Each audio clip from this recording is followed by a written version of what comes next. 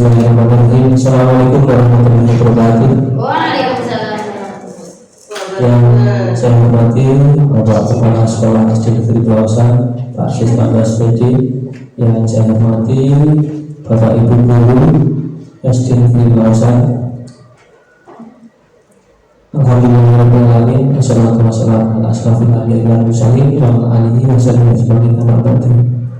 Pertama-tama marilah kita panjatkan puji syukur kehadirat Allah Subhanahu wa Ta'ala, yang mana pada pagi hari ini kita dapat berkumpul dalam rangka diseminasi budaya positif aksi nyata modul 1.4 calon guru penggerak angkatan 9 Kabupaten Projo. Perkenalkan, nama saya Jani Rahman Sajani SPD. Yang selanjutnya, salawat salam tak lupa kita panjatkan, kita haturkan kepada junjungan kita Nabi Muhammad Sallallahu Alaihi Wasallam.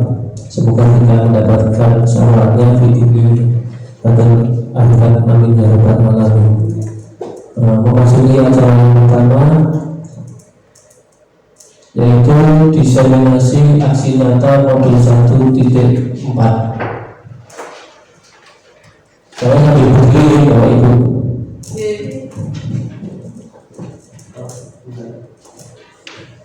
Diseminasi budaya positif.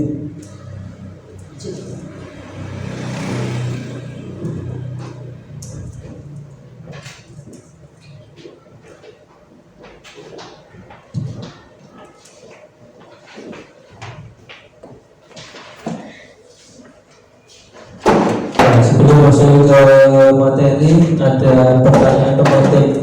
Nanti tidak usah dijawab, ini hanya pertanyaan pemantik saja. Setuju atau tidak? Yang pertama ada pemberian hukuman dapat mendisiplinkan siswa. Yang kedua, pemberian hadiah atau reward bisa memotivasi siswa. Yang ketiga, guru bisa mengontrol peserta didik. Yang keempat, seorang guru harus mampu memberikan solusi bagi siswanya. Lanjut Bu. Nah, pada kesempatan kali ini topik yang akan kita bahas, yang pertama ada disiplin positif dan nilai-nilai kebajikan universal. Yang kedua, teori motivasi, hukuman dan penghargaan restitusi. Yang ketiga, ada keyakinan kelas. Yang kelima, kebutuhan dasar manusia dan dunia berkualitas. Yang kelima, restitusi atau 5 posisi kontrol. Yang keenam, restitusi atau segitiga restitusi.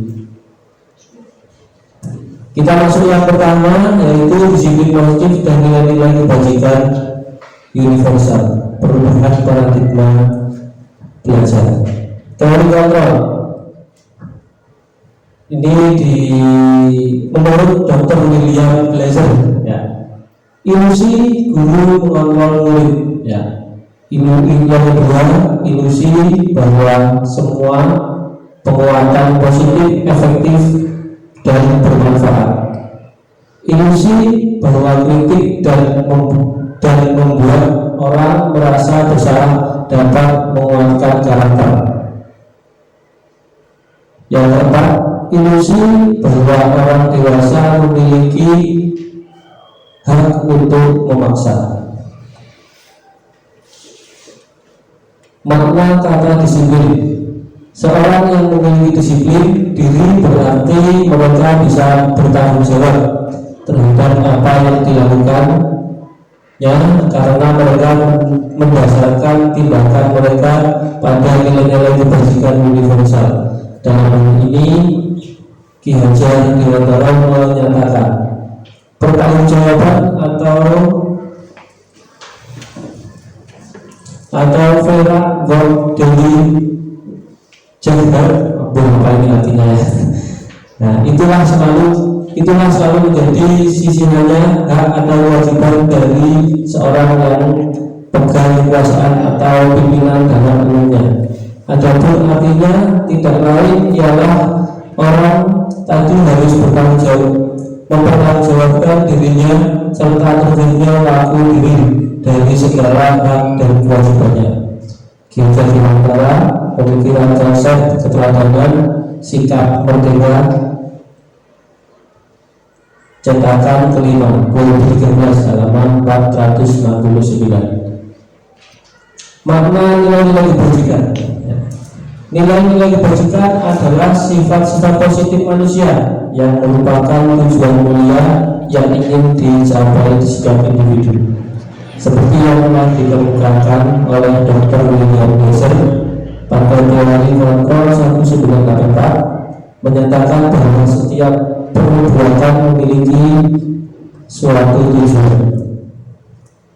Yang kedua, Diane Glaser 1998 mengemukakan bahwa dengan mengalihkan nilai-nilai kebajikan yang diyakini seseorang, maka motivasi intrinsiknya akan terbangun sehingga menggerakkan motivasi dari dalam untuk dapat mencapai tujuan mulia yang diinginkan. 3. Motivasi perilaku manusia. Yang pertama, untuk menghindari ketidaknyamanan atau hukuman. Yang kedua, untuk mendapatkan imbalan atau penghargaan dari orang lain.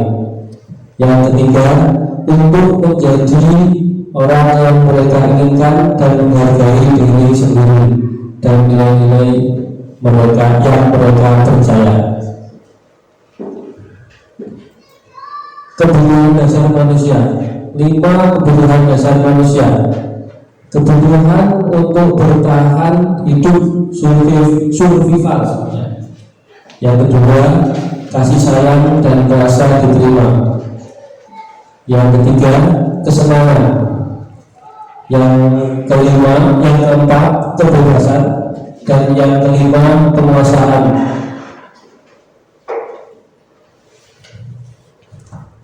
Posisi kontrol restitusi. Yang pertama ada motivasi, yang kedua ada identitas gagal atau kontrol berubah. Yang ketiga itu identitas berhasil, sukses, kontrol berubah. Yang keempat ada identitas berhasil, sukses, kontrol dari diri. Ya. Yang pertama di bawah identitas gagal itu ada menghindari hukuman, penghukum atau membuat orang merasa bersalah. Nah, motivasi guru berbuat, ya, penghukum biasanya seorang guru itu menghadap atau menunjuk-nunjuk, menyakiti atau menyindir. Membuat orang merasa bersalah, berceramah dan mengatakan seharusnya ibu kecewa.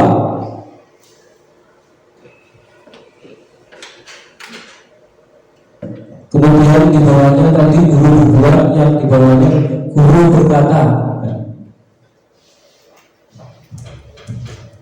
Nggak kelihatan ya? Kalau kamu tidak melakukannya, awas ya, rasakan. Ini yang biasanya sering Bapak Ibu guru ketika kita menjadi penghukum yang dikatakan. Ini yang berikutnya,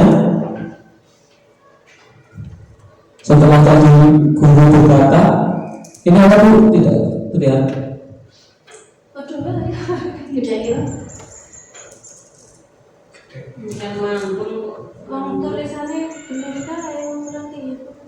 Nah, kita lanjut ke yang pembuat guru berkata, kamu seharusnya kamu sudah tahu itu lelah sekali mengatakannya. Itu stres. Ini biasanya yang dikatakan ketika pembuat orang merasa bersalah. Yang berikutnya ini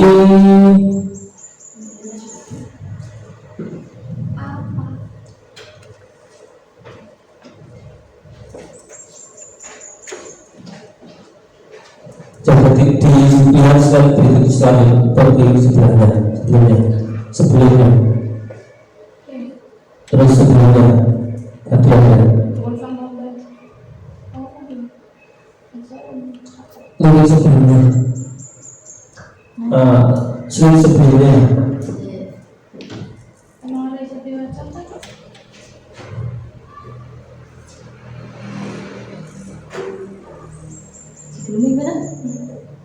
Bukan sebelumnya lagi. Tadi ada.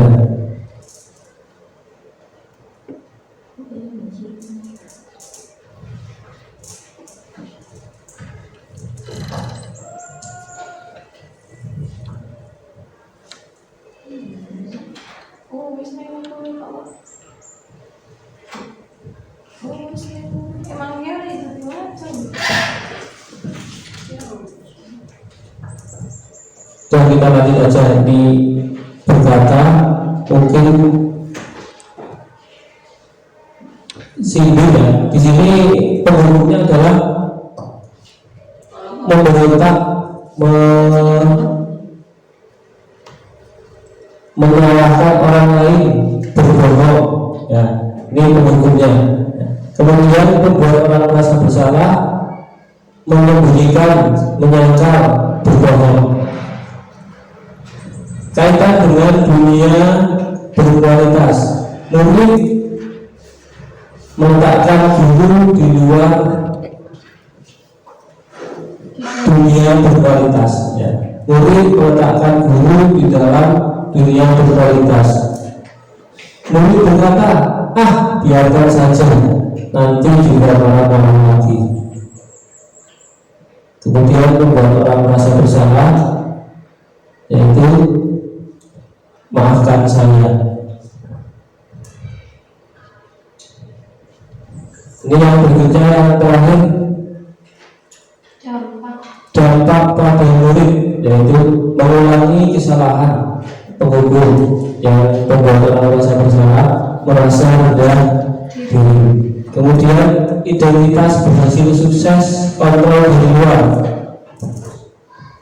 mengharapkan imbalan atau ketergantungan pada orang lain. Ya. Apabila kita membuat keputusan sebagai teman, yaitu membuat atasan untuk muridnya. Kemudian pemantau menghitung dan mengukur. Kemudian guru berkata untuk teman, ayolah lakukan demi ibu. Masa kamu tidak?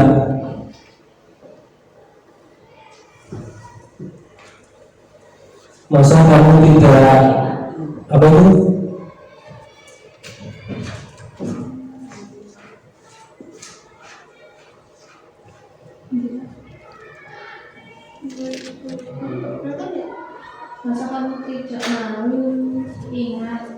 Masa kamu tidak mau ingat tidak ibu pernah bantu. Ya. Terus berikutnya memantau itu menghitung dan mengukur. Terus apa peraturannya kalau kita menjadi pemantau. Kemudian untuk yang nomor 3 ini menyembunyikan, menyangkal, berbohong, ketergantungan, menyesuaikan diri bila diawasi. Yang berikutnya kaitannya dengan dunia berkualitas, teman murid meletakkan guru sebagai orang yang sangat penting di dunia berkualitas. Pemantau murid meletakkan guru, peraturan dan hukum di dunia berkualitas.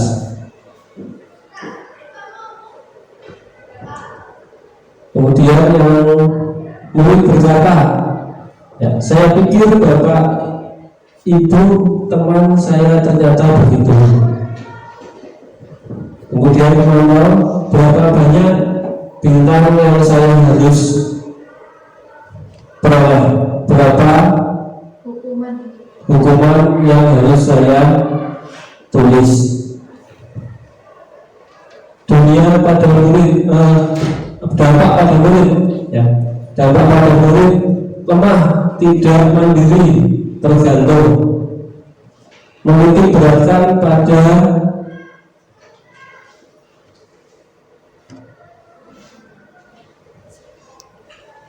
menitik beratkan pada menitik beratkan pada sesuatu atau hadiah untuk dirinya, ya. Yang berikutnya menghargai diri sendiri atau manajer, ya, mengajukan pertanyaan-pertanyaan apa yang kita yakini, apa yang bisa kau kerjakan untuk memperbaiki masalah ini.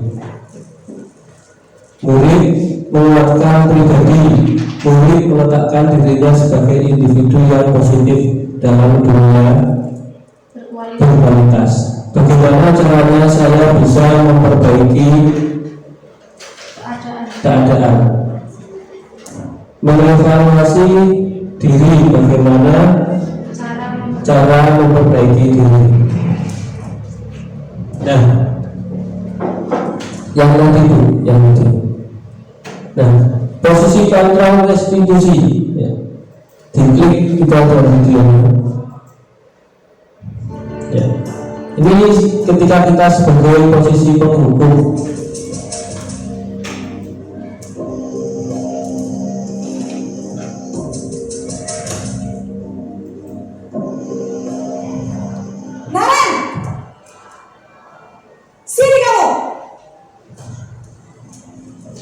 Selamat pagi Bu. Ini biasanya siapa masih sering kita ketika melihat anak-anak terlambat, saya sendiri terlambat atau anak-anak yang berkuliah, kita masih menggunakan kata-kata seperti berhukum di dalam video ini. Gak kapok-kapok sih kamu. Sudah berapa kali terlambat? Sana, kamu keliling lapangan basket 2 kali.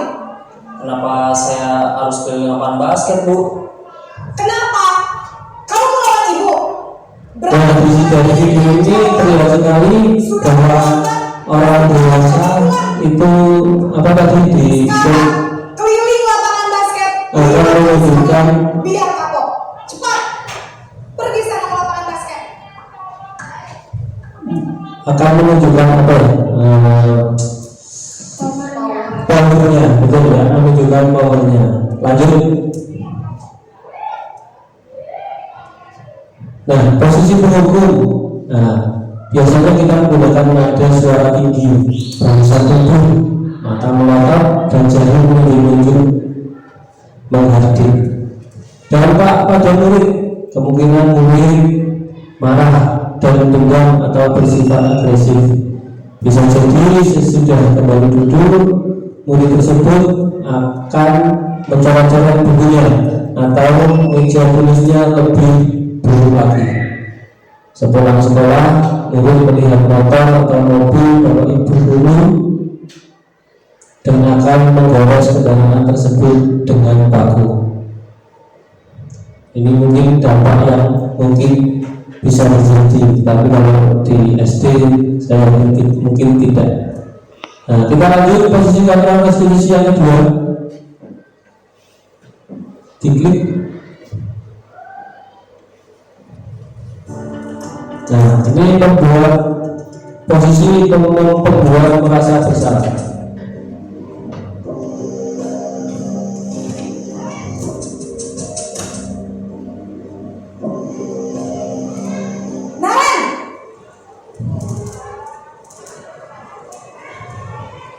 Selamat pagi Bu. Naren, kamu kenapa terlambat lagi nak? Ya Tuhan Naren, kamu senang ya bikin ibu susah ya? Kalau kamu terlambat lagi, nanti ibu yang ditegur bapak kepala sekolah nak. Disangka ibu tidak bisa membina kamu. Duh, gimana ini?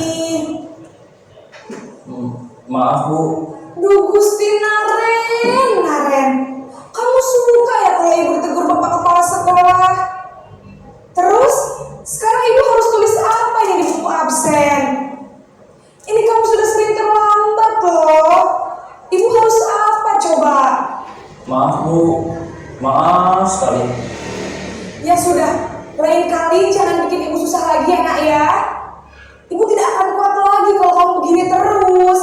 Bisa jantungan kalau ibu ditegur bapak kepala sekolah. Sana cepat ke kelas. Maaf ya Bu, maaf sekali. Nah, video ini memperlihatkan seorang guru itu menggunakan restitusi yaitu membuat pelaku itu merasa bersalah. Lanjut ya.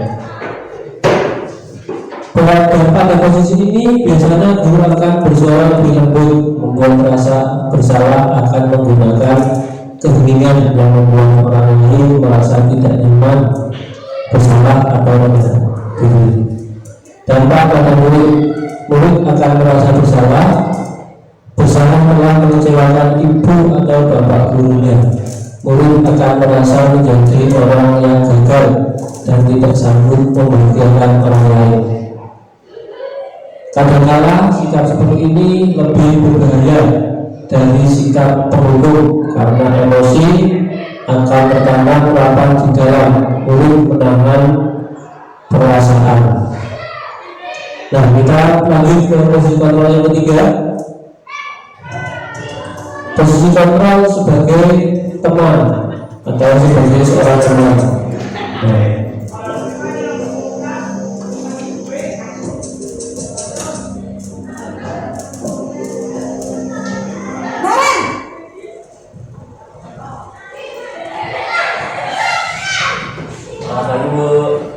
Wah, sudah jam berapa ini nak? Terlambat lagi ya sayang. Iya Bu, habis ibu saya lupa bangunkan saya Bu. Nah, ketika kita mendapatkan anak ketuk kita sebagai seorang guru menggunakan metode atau restitusi posisi kita sebagai teman, Jadi dampak untuk siswa biasanya siswa justru malah menyalahkan orang lain. Ya. Ya sudah sana, nanti lain kali larinya lebih kenceng lagi ya, biar gak terlambat lagi. Bikin seneng ibu demi ibu, bisa kan? bisa lah Bu. Ya sudah sana masuk kelas, ibu beresin urusan absen kamu. Kamu ini ada-ada saja.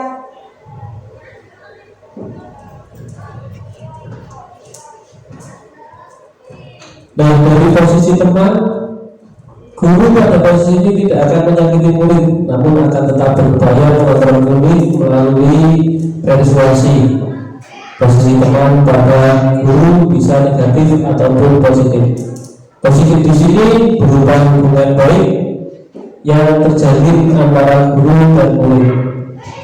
Hal negatif pada posisi teman adalah bila suatu saat guru tersebut tidak membantu, maka murid akan kecewa dan berkata, murid merasa dikecewakan dan tidak mampu lagi berusaha.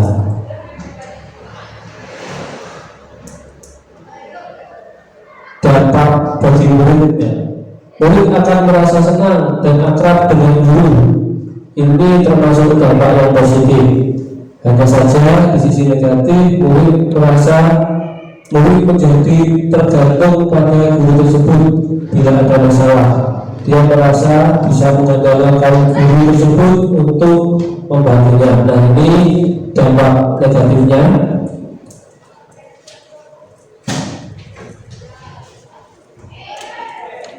Berikutnya, posisi restitusi sebagai pemantau atau monitor.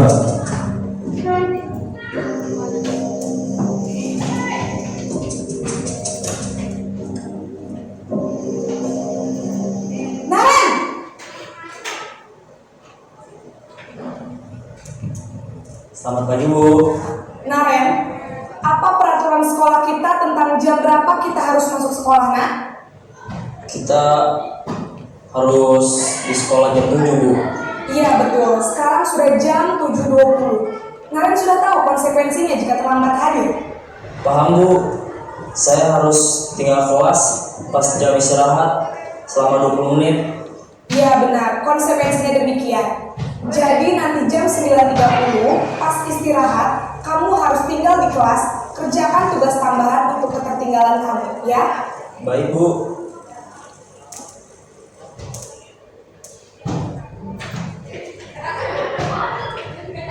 Nah, pada posisi memantau, guru memantau berarti mengawasi. Pada saat kita mengawasi, kita bertanggung jawab atas perilaku orang-orang yang kita awasi. Posisi memantau berdasarkan pada peraturan dan konsekuensinya. Dampaknya bagi murid memahami konsekuensi yang harus dijalankan karena telah melanggar salah satu peraturan sekolah. Guru tidak menunjukkan suatu emosi yang berlebihan, menjadi marah atau membawa merasa berbuat salah.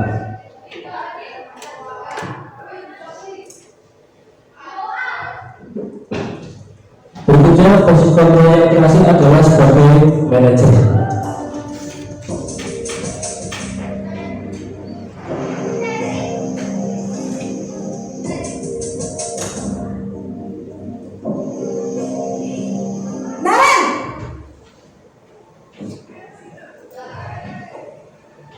Selamat pagi Bu. Selamat pagi Naren. Maaf Bu, saya terlambat. Iya, sekolah masuknya jam 7, sekarang sudah jam 7.20. Jadi sekarang bagaimana ini Naren? Maaf Bu, saya lupa setel alarm saya semalam. Baiklah, menurut kamu, keyakinan sekolah yang mana yang perlu kamu tingkatkan? Menghargai diri sendiri dan orang lain mungkin ya Bu. Setuju. Jadi, apakah Naren meyakini prinsip saling menghormati tersebut? Iya Bu, saya meyakininya. Apakah Naren bersedia memperbaiki masalah keterlambatan ini? Bersedia Bu. Bagaimana kamu akan memperbaiki masalah keterlambatan ini? Saya akan coba untuk tidak lupa menyetel alarm saya Bu. Baik, kalau Naren lupa menyetel alarm di rumah, ada orang yang kira-kira bisa bantu mengingatkan tidak? Ada Bu, kakak saya, Kak Emma. Ada lagi selain Kak Emma? Selain Kak Emma, ada ibu saya. Baik, jadi yang mengingatkan Naren adalah Kak Emma dan ibu kamu ya? Kira-kira akan mulai setel alarm kapan nih Naren? Setelah pulang sekolah, akan segera saya lakukan. Baik, jadi Naren akan setel alarm untuk bangun besok pagi dan akan diingatkan oleh kakak dan ibunda Naren ya. Ada lagi yang mungkin perlu dilakukan Naren agar tidak terlambat bangun lagi? Tidak ada Bu. Baik Naren, terima kasih untuk kerjasama kamu. Sekarang kamu perlu kembali ke kelas untuk belajar. Baik Bu, terima kasih.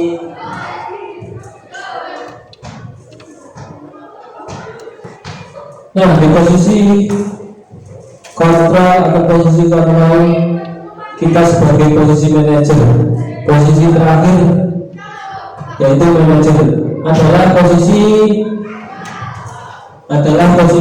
di mana guru berbuat sesuatu bersama dengan murid, mempersilahkan murid mempertanggungjawabkan perilakunya, mendukung murid agar dapat menemukan solusi atas permasalahannya sendiri. Fokus ada pada murid, bukan untuk membahagiakan guru atau orang tua. Murid sudah mengetahui adanya suatu masalah dan sesuatu perlu terjadi. Guru akan mengembalikan tanggung jawab pada murid untuk mencari jalan keluar permasalahannya, tentu dengan bimbingan guru. Materi yang berikutnya adalah keyakinan kelas. Keyakinan kelas adalah nilai kebajikan atau prinsip-prinsip universal lepas dari perbedaan agama, suku, negara, dan bahasa. Menurut dosen 1998, suatu keyakinan akan lebih memotivasi seseorang dari dalam atau intrinsik. Seseorang akan lebih bersemangat untuk menjadikan keyakinan daripada hanya sekedar mengikuti peraturan.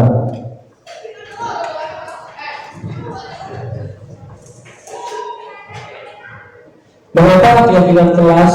Mengapa tidak peraturan kelas saja? Menekankan pada keyakinan kelas, seseorang akan lebih memotivasi seseorang dari dalam. Seseorang akan lebih bergerak dan bersemangat untuk menjalankan keyakinannya daripada hanya sekedar mengikuti serangkaian peraturan tertulis tanpa makna. Murid-murid pun demikian. Mereka perlu mendengarkan dan memahami arti sesungguhnya tentang peraturan-peraturan yang diberikan. Apa nilai-nilai dibagikan di balik peraturan tersebut? Apa tujuan utamanya? Dan menjadi tidak tertarik atau takut sehingga hanya sekedar mengikuti serangkaian peraturan-peraturan yang mengatur mereka tanpa memahami tujuan mulianya.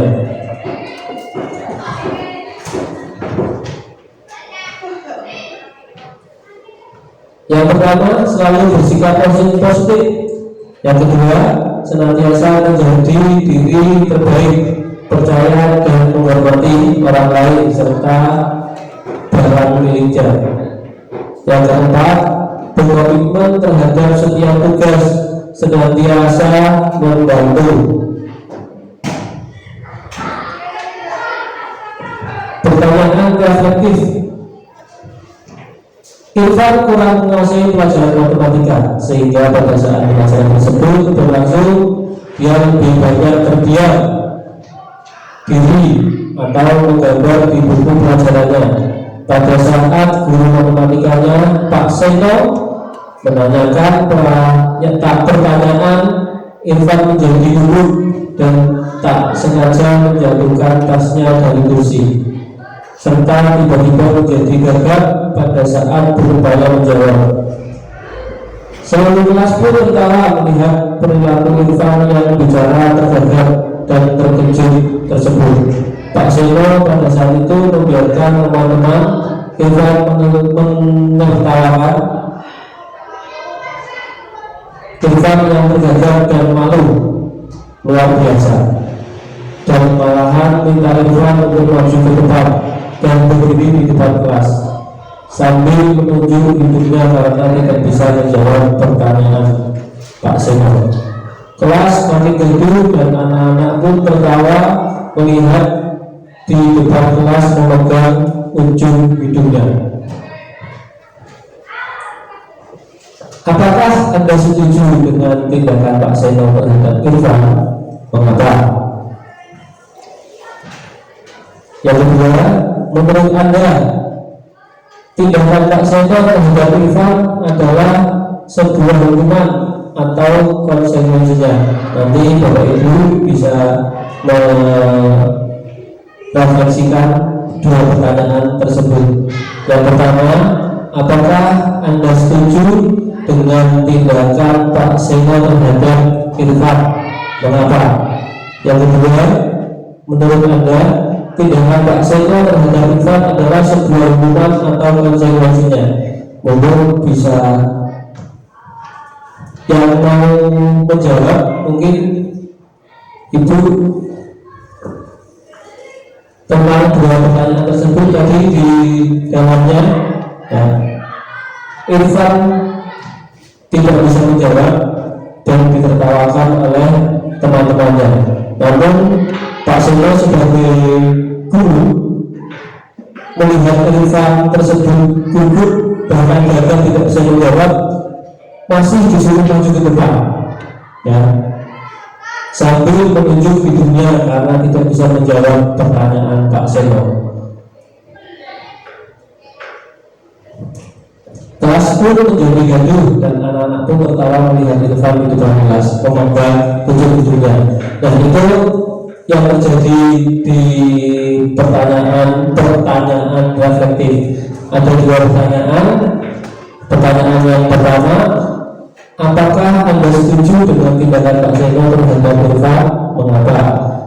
Yang kedua, menurut Anda tindakan Pak Seno terhadap Irfan adalah sebuah hukuman atau konsekuensinya? Mengapa? Mungkin Bu Mula bisa membantu menjawab salah satu.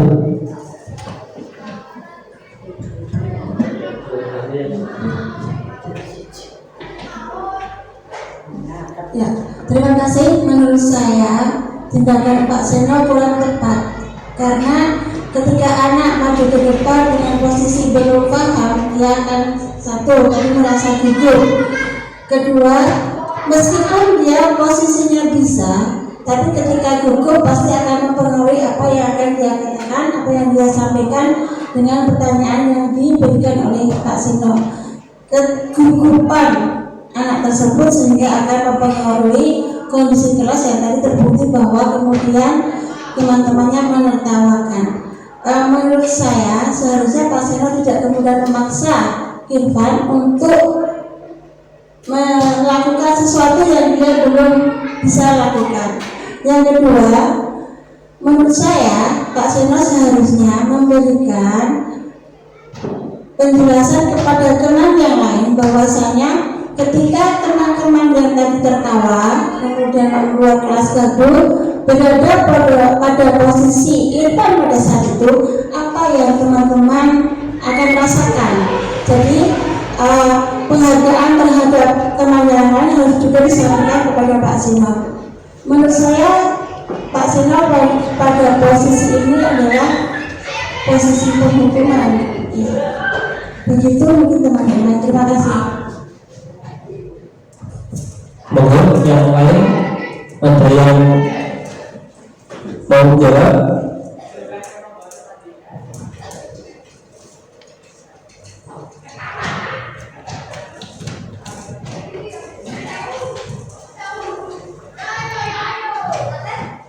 Ya, terima kasih. Saya juga sependapat dengan Bu Mula untuk tindakan Pak Seno terhadap Irfan itu menurut saya kurang tepat karena di sini kalau kita lihat Pak Seno itu bukannya membombong, bahasanya itu melindungi anaknya, ya, melindungi muridnya, lalu malah Tansoyo bahasa sudah jatuh malah Tansoyo dijatuhi. Seharusnya kalau anak emang tidak bisa menjawab, ya tidak bisa menjawab, kita sebagai guru emang betul ya, anak itu kita bisa melihat anak itu lagi bermain, apa dia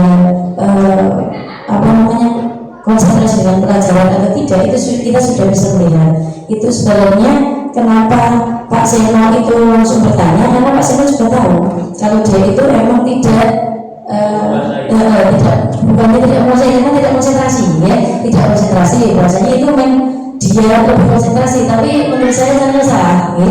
Ternyata salah, itu malah membuat Irfan itu malah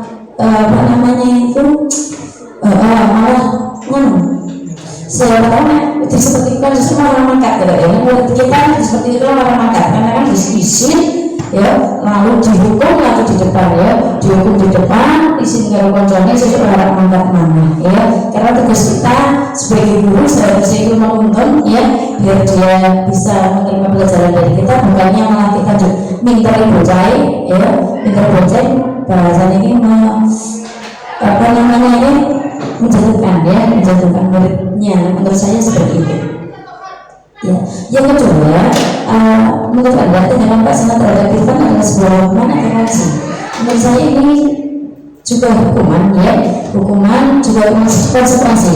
Hukuman yang pertama, dia tidak bisa menjawab, makanya dia maju ke depan menunjuk hidungnya, ya, bahasanya kalau hukuman rapat merah, ya, sama seperti tadi yang terlapangan itu hukuman, ya. Konsekuensinya karena tidak bisa menjawab, makanya dia mendapatkan hukumannya itu. Ya, itu menurut saya. Mohon bagi teman-teman yang lain mungkin bisa berpendapat. Terima kasih.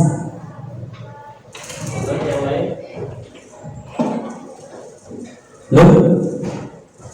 Berikutnya, tadi Bu Mula menyampaikan ketika kita mendapatkan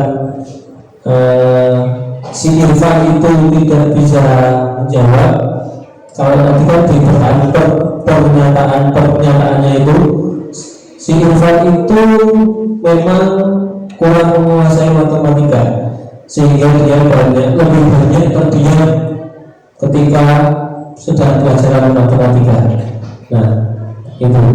Nah, berikutnya tadi Bu Mula juga menjawab, apakah yang dilakukan Pak Sena itu merupakan hukuman atau konsekuensi? Bu Mula menjawab hukuman, sama dengan Bu Ulfana. Nah, kemudian berikutnya, apa itu hukuman? Hukuman bersifat tidak terencana atau tiba-tiba. Anak atau murid tidak tahu apa yang akan terjadi dan tidak dilibatkan. Hukuman bersifat satu arah dari pihak guru yang memberikan, dan murid hanya menerima suatu hukuman tanpa melalui suatu kesepakatan atau pengarahan dari pihak guru, baik sebelum atau sesudahnya. Hukuman yang diberikan bisa berupa fisik maupun psikis. Murid garis anak disakiti oleh suatu perbuatan atau kata-kata. Nah, tadi tepat sekali yang disampaikan Bu Mula dan juga berubah bahwa tadi Pak Seno secara satu arah ya menyuruh si Irfan untuk maju ke depan, dan kemudian menunjuk hidungnya yang sebenarnya di situ tidak ada tidak ada di keyakinan kelasnya. Kalau tidak bisa menjawab itu disuruh maju ke depan, itu tidak ada. Ini tepat sekali tadi yang disampaikan oleh Bu Mula sama Bu Ulfana. Berikan tepuk tangan untuk beliau berdua. Yang berikutnya, apa itu konsekuensi? Ya. Konsekuensi yaitu sudah terencana atau sudah disepakati, sudah dibahas dan sudah disetujui oleh murid dan guru. Umumnya bentuk-bentuk konsekuensinya dibuat oleh pihak guru, sekolah, dan murid sudah mengetahui sebelumnya. Konsekuensi yang akan diterima jika ada pelanggaran, pada konsekuensi murid tetap dibuat tidak nyaman untuk jangka waktu pendek. Konsekuensi biasanya diberikan berdasarkan suatu data yang umumnya dapat diukur. Misalnya setelah 3 hari tugasnya tidak diselesaikan pada batas waktu yang diberikan, atau murid melakukan kegiatan di luar kegiatan pembelajaran, misalnya mengobrol, maka murid tersebut akan kehilangan waktu bermain dan harus menyelesaikan tugas karena ketertinggalannya. Peraturan dan konsekuensi yang mengikuti ini sudah diketahui sebelumnya oleh murid. Sikap guru di sini senantiasa memonitor murid. Nah, yang dimaksud dengan konsekuensi di sini adalah tindakan guru yang memang sudah disetujui oleh murid dan guru, yang sudah dibahas, itu baru namanya konsekuensi. Lanjut. Nah, berikutnya ada 4 kategori ya. Lari mengelilingi lapangan basket. Yang kedua, membersihkan coretan yang dibuatnya di meja. Yang ketiga, murid diminta untuk push up 15 kali karena terlambat. Yang keempat, menggantikan kertas tugas temannya yang sudah dicoret-coret.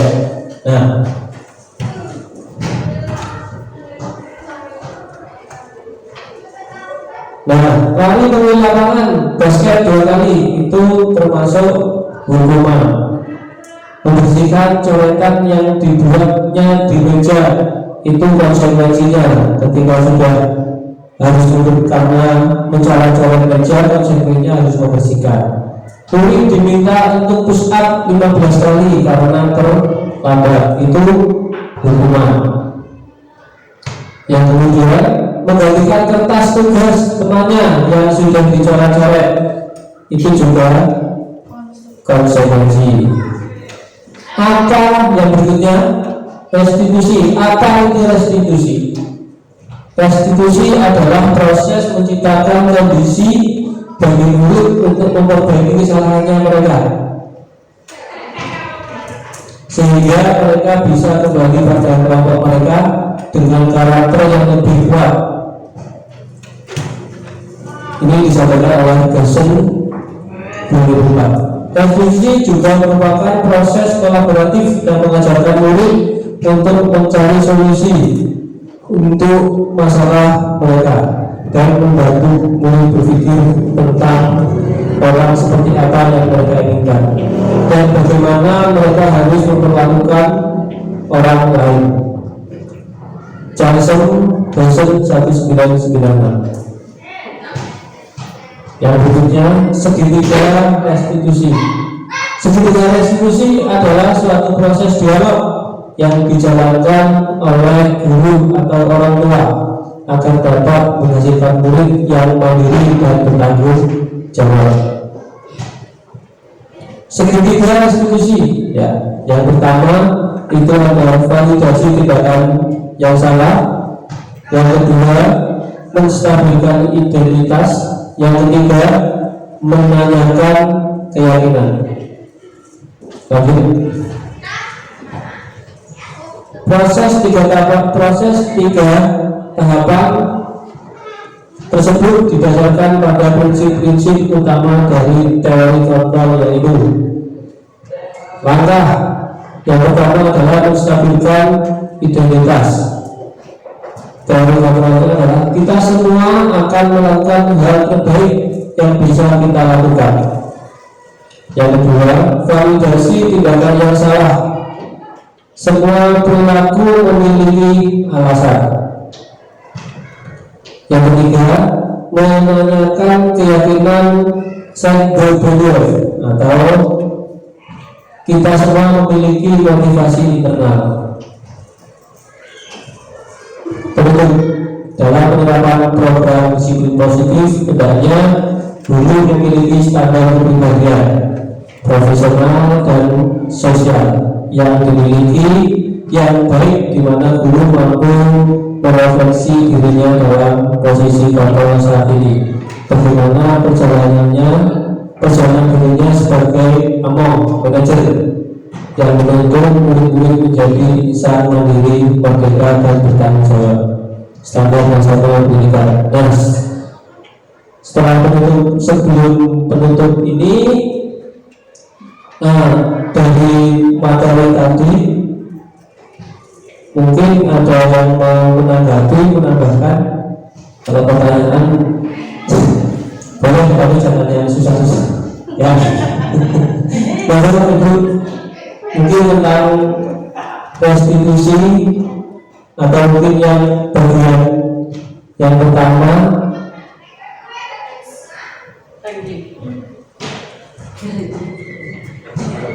Ya, dari paparan tadi ada beberapa pertanyaan. Lu sampai jelas? Ya. Siji dulu. Bebas. Oh iya, bebas. 10 ya. Nanti Bapak Ibu guru juga berusaha membantu. Oh iya, oke. Yang pertama itu ketika ada anak, ini hubungannya kan anak kurang praktek, masalah ya. Ini berkaitan dengan permasalahan. Dari hukuman, konsekuensi dan restitusi, itu sih paling bagus itu yang mana? Ya, itu pertama. Yang kedua yang dulu ya. Kapan kita ketika ada kasus, kapan kita melakukan hukuman, kapan kita melakukan konsekuensi, dan kapan kita melakukan restitusi. Contoh yang ya itu dari saya banyak ikhlas, mohon maaf orang sama sebelumnya. Terima kasih pertanyaannya. Mungkin nanti kalau jawaban saya kurang memuaskan karena saya bukan memuaskan, mungkin yang lain bisa membantu memuaskan. Ya, pertanyaan yang pertama tadi apa Bu? Ya. Pertanyaan pertama, yang paling bagus hukuman atau pemantau atau posisi sebagai teman atau sebagai manajer? Kalau menurut saya ya itu sebagai manajer, ya karena dengan kita sebagai manajer kita memberikan anak itu sebuah solusi, ya kita tidak hanya apa namanya, kita bisa memberikan keluasan anak sebagai mencari solusi, ya misalnya tadi yang ada di situ kan si apa namanya Naret ya, nah di kasus tersebut, di kasus video tersebut Naret itu datang terlambat, ya kalau di posisi manajer kita akan memberikan solusi, ya tadi kan Naret menjawab karena lupa tidak memasang alarm, ya langsung anak tersebut si Naret langsung bisa menjawab besok tidak lupa dengan alarmnya, berarti sudah ada solusinya. Terus selain alarm apa? Ya itu, dan tidak perlu ada hukuman itu, karena tadi yang terjadi hukuman itu akan dampak negatifnya ada, seperti murid apa akan marah di belakang, itu seperti itu. Yang kedua tadi kapan kita harus menjadi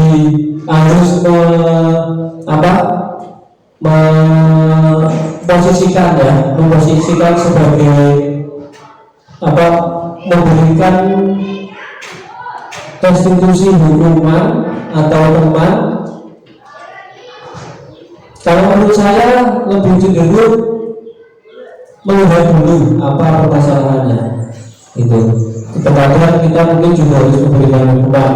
Contoh katakanlah ketika anak tersebut berkelahi, ya berkelahi, berarti kita juga harus memberikan apa konsekuensinya. Kita harus memberikan konsekuensi, ya terus berkelahi kok bisa dihukum, kok misalnya dihukum disuruh berdiri 1 jam, berkelahi saja sudah capek masih disuruh berdiri, berarti kita harus masuk ke konsekuensinya. Konsekuensinya apa ketika berkelahi? Contohnya meminta maaf, itu. Yang kedua, apabila berkelahinya itu menimbulkan kerusakan terhadap lingkungan sekolah ataupun pihak ada yang berkelahi, juga tentunya harus memperbaiki, ya itu contohnya membuat bajunya sobek, apa yang harus dilakukan? Mengganti bajunya ataupun menjahitkan bajunya. Itu kasus lagi, misalnya siswa itu datang pada saat upacara tidak memakai topi, misalnya seperti itu. Nah itu juga kita harus konsekuensi, ya itu seperti itu. Konsekuensinya apa? Konsekuensi juga bisa masuk dalam kategori hukuman. Contohnya kita sudah membuat keyakinan kelas siswa, seperti yang saya hadapi ketika anak-anak tidak lengkap pada saat upacara, memakai sabun, tidak memakai sabun, ataupun memakai topi. Biasanya anak-anak saya suruh berdiri. Ini bentuk, tapi ini bisa masuk hukuman. Tapi kalau menurut saya itu masuknya di konsekuensi, karena saya sudah membuat keyakinan kelas bersama anak-anak, kalau yang tidak memakai pakaian tidak lengkap itu akan berdiri di tiang bendera, menghadap tiang bendera. Mungkin itu jawabannya memaksa ini. Ya. Terima kasih. Mungkin itu yang bisa saya sampaikan tentang diseminasi aksi nyata nomor 1.4 budaya positif. Ada lagi mungkin? Oke. Terima kasih. Sebelum saya ini mungkin banyak kata-kata yang kurang berkenan, mohon maaf yang sebesar-besarnya. Saya ini, assalamualaikum warahmatullahi wabarakatuh.